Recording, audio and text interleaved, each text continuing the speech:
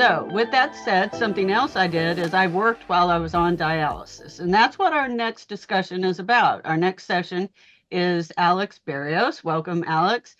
And Alex is going to be discussing about working in dialysis and how he does it. And Alex is a 44-year-old man living in Louisville, Kentucky, a former kidney transplant recipient. He currently works full-time as an enrollment specialist for a value-based kidney company called Interwell Health, while actively seeking his second transplant. So, with nearly a decade of experience in the kidney industry, Alex has volunteered and served as a patient advocate for a transplant program in Kentucky. He's participated in various patient roundtable discussions focused on kidney disease. As a family man, Alex has two children. His daughter Abigail is 13 and his son Xander is 9. He enjoys watching baseball and loves sports, movies, and podcasts. Alex is eager to share his experience of being an active dialysis patient while balancing a full-time job. Alex, I can't wait to hear your story. Thank you. Good evening, everybody. Thank you again, Cher and Lori from RSN for inviting me this evening to RSN and Hope Week. This has been a wonderful experience and appreciated being able to be invited. So thank you. So again, like my story started, my kidney story started when I was in my 20s. I thought I had food poisoning and got sick with what I thought was food poisoning, was in the hospital for 3 days and found that I was only born with one kidney, and that one kidney was failing after 26 years. Had no knowledge of any of any disease in my family, no like family history. Completely kind of crashed into dialysis. So for this was in 2006, and I started in-center dialysis for about 18 months is how long I did the in-center dialysis. And this was my first time doing dialysis and the first time doing it. So I had no knowledge about modality choices at that time. There was not a lot of knowledge about just options of with home and PD and what there is now. And so I was fortunate enough, did in-center hemodialysis for 18 months. Tried getting a fistula and a graft. It never really worked. So I'd use a CVC. And then when they were going to do a third surgery on my leg to put in a graft, got a call for a transplant. So I got a kidney transplant, fortunate, in 2007, June 2007, and got it from a living donor, from a lady who I had gone to church with. And it lasted, fortunately, for 13 years. And in 2020, unfortunately, it failed. Let me back up a little bit, actually, and talk a little bit about my work history, as this is kind of why I'm talking. But so while I was on dialysis the first time, I was fortunate enough to be able to work part-time at that time when my first job. I worked in the library for a little while as a page, so I was able to just kind of work around my dialysis schedule and kind of they were able to work around me, work around my health care things. And so that was really, I was really fortunate to have a job that at the time gave me just enough hours to kind of feel like I can be feeling like I was social and be able to kind of be not just a patient full time, right? To be able to kind of be out in the community and working, and then also not go, if we've all heard about how sometimes with being on dialysis for folks who don't work, being able to have those, getting a monthly disability check and SSDI and SSI, and sometimes you have to, limit and cap how much you can make. And so that the job I had the first time, I was able to still collect a disability check and work just enough hours, so I was able to kind of not go over, but enough to help, provide for my family at the time. So fast forward 13 years later, I got transplanted. And while I was transplanted is when a lot of my advocacy started with working in a myriad of different avenues of advocacy, like Cher mentioned. I have done stuff in a variety of places with pharma companies to research, to universities, to just patient organizations like RSN and like AAKP and the National Kidney Foundation, and been willing to kind of be a voice as a person of color, of a man, who kind of helping kind of the marginalized and those folks who just aren't don't have a voice. I'm hoping to be a voice for those folks. So I did that over those 13 years. And then when COVID happened, I had just finished working for the University of Kentucky as a transplant patient advocate. At that job, I was working full time. I was transplanted. It was doing well. And then in those 2 years prior to right before the kidney failed, while I was working at UK, my job was to kind of travel to dialysis clinics all over the state of Kentucky to kind of have conversation about transplantation and talk about what it meant to get a transplant at UK, and kind of be a conduit and an advocate for those patients who wanted to know more about transplant or for those folks who are already listed with UK, and to kind of be a kind of a conduit or a kind of a in between, a gatekeeper between the patient, the transplant center, and the dialysis center, because all three of those are a lot of busy pieces, working together for the patient to get them a transplant. But sometimes the transplant center and the dialysis center don't always talk to each other. So for me to be able to kind of be a kind of a conduit or like I said, a gatekeeper to be able to talk on behalf of the patient if the patient needed something from the transplant center and or the transplant center needed to me to correspond to the patient to say, hey, sir, ma'am, here's a note from your coordinator about maybe a lab or something you need to get done for transplant. So I did that for 2 years. Absolutely loved it. Got a chance to really see a lot of the community in Kentucky. It was wonderful.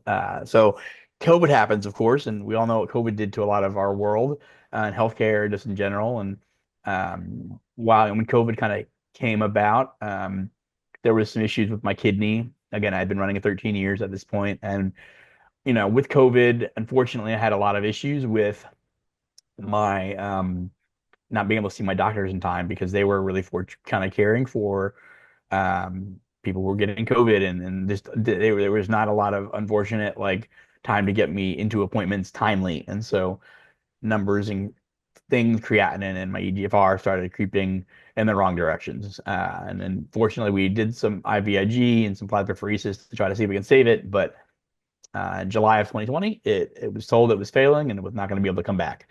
So I started back on in-center hemodialysis at the second time now. And in that second time, I knew at that point, because I had learned over those 13 years, that there was choices that I could do in center, at home, or PD. And so after 6 weeks after being in center, I asked if I can be a candidate to do PD. And so I went through the training with PD, and did PD for a year. And I found that doing PD was not great for me personally. I have two young kids, two dogs, and a three-bedroom apartment. And so it was very tough for me to feel like I can keep everything very clean and sterile. So unfortunately, I got peritonitis twice and needed to go back. And by the second time, ultimately in the hospital, they said, we need to pull your catheter. You're going to have to go back in center. And so I said, okay, I guess I'm ready for that. And so presently, it's been 4 total years since this happened, 2020, and it's now 2024. I'm currently back on in-center dialysis. And so my work history, like I told you, I was working at UK while I was transplanted. And so when I came back after dialysis, while COVID was happening, and I was kind of furloughed from the position at UK, I was getting ready. I was starting dialysis, doing home dialysis, but I was, you know, anticipating I was going to kind of be collecting an unemployment check. And at the time, it, that was what I was anticipating I was going to do. I filed the claims. And then I was just happened to be looking on LinkedIn at different companies that are just kind of looking in the kidney space, kind of finding for work. And I was not really looking for work per se. I was just kind of looking for something to do to pass the time while I was going to be starting dialysis, and knew that I was maybe hopefully looking to go back to the UK job at some point. But so I emailed a company at the time was called Cricket Health, and they were a small startup company that was helping patients understand kidney disease from the earlier stages, from 3 and 3B.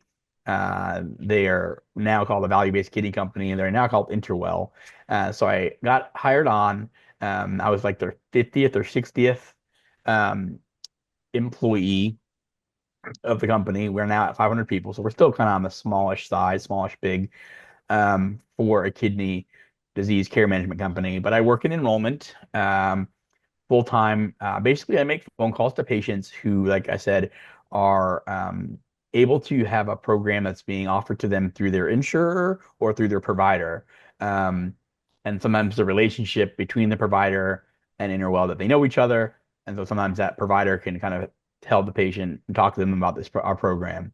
And so I work on basically making phone calls and corresponding with these patients and just kind of doing soft selling and some telling them about this program and what it offers to them, that they get a clinical care team to work with them over the phone, and that we're not looking to replace anything that they're doing or having. We're just trying to be an extra set of eyes on their care, making sure they don't get hospitalized, making sure that we can help them with transportation if they need it. It's a great program. I wish I had it in my home state because we don't. But it's definitely a program that is um, getting larger and larger, and there's other companies like ours compared to Interwell that are out in the community. But yeah, working full time for me is really actually great because I do have the opportunity to still be social, and it is happens to be a kiddie company, and so being a kiddie company, feeling like I can bring a little of my knowledge to these patients who I'm speaking to, letting them know they're not alone in this journey, that there's a program and that they can find success with that, with a program like what we do. And I feel it gives me as well as a patient, as a kidney patient, having a job. It helps provide for my family. Like I said, if I'm able to work full time with full benefits, 401k, retirement, health, all the full benefits, PTO, stock options, all the whole nine. And it's been a blessing to be able to have it. I really do enjoy the work I do. And I enjoy working, especially in the field and what I'm doing and being able to balance it. Um, my dialysis schedule, I should explain actually too, is interestingly enough, it's very early in the morning. I'm back in center, like I kind of mentioned. I'm back in center. I go 3 days a week, Monday, Wednesday, Friday, from about 5:30 a.m. to about 9:30 a.m. So it's pretty early. And so it's definitely can be taxing. I think we all can speak to that. It's a little taxing at time to be doing in center sometimes. And like I said, I'm 4 years into doing it, and have all the normal, low blood pressure sometimes, the cramping, all the stuff that comes on with that. Um, but having a company that works with my schedule. Like when I told them I was going back to in center, they were completely okay with me working a schedule that had me working later in the evening because of my job. I can call people on the West Coast. I can call people out in California because it's only 8 o'clock here on the East Coast in Kentucky. But I could call folks, as far as 5 o'clock. 8 o'clock my time is only 5 o'clock out where you all are, or most of you guys are. And so, being able to have a job that was flexible like that to give me the opportunity to still do my dialysis, have a chance to get some rest or some food before I start a shift. My shift is 12 to 8 on Monday, Wednesday, Friday, 12 p.m. to 8 p.m. Eastern. And then Tuesdays and Thursdays, it's 9 to 5:30, normal work day. But the company's been very supportive, very, really, pushing, helping me with not helping with the transplant, but being supportive of me with the transplant evaluation and knowing that I had doctor's appointments like we all do, and I'm able to, flex my time if I have to work a weekend, if I have to make an appointment, during the week, I can kind of work on the weekends. So I've been really fortunate to have a company that is supportive with my healthcare first before the work. Yeah, so that's kind of me right now. Like I said, I'm still actively working, been there, still really enjoy it. It's been wonderful. And it looks like I see a question from Dawn here. Yeah, oh, Dawn. Okay, the question I have is, how is working full time with me keeping my Medicare?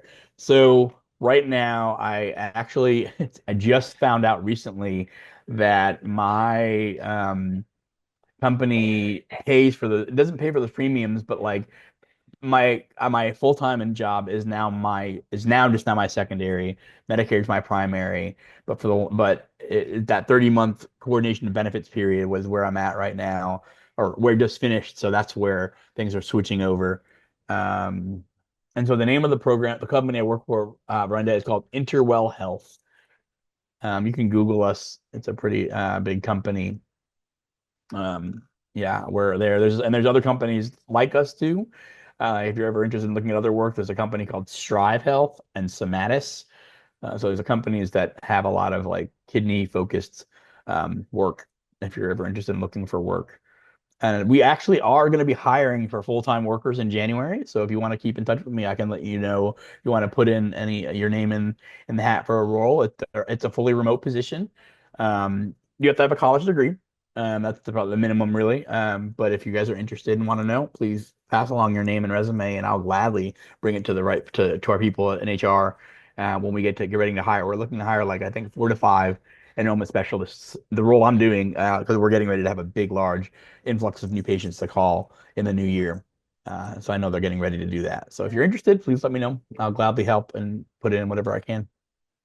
Okay, Alex, there was another question from Dawn, and Yeah. she wanted to know how, with working full time, how does that affect your Medicare coverage? Yeah. So I was telling Dawn earlier, maybe I skipped that. I'm sorry. Um, so I currently right now my Medicare coverage is being covered. I'm in the process of getting an application filled out to have my premiums paid for from the AKF.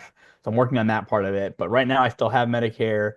Part A and B. They're interesting enough different dates because I had Medicare when I was before my transplant the first time. I lost my Medicare. They wouldn't during my transplant time. Like there's only what is it, 36 months you kind of keep it, and then if you have commercial insurance, that becomes your primary.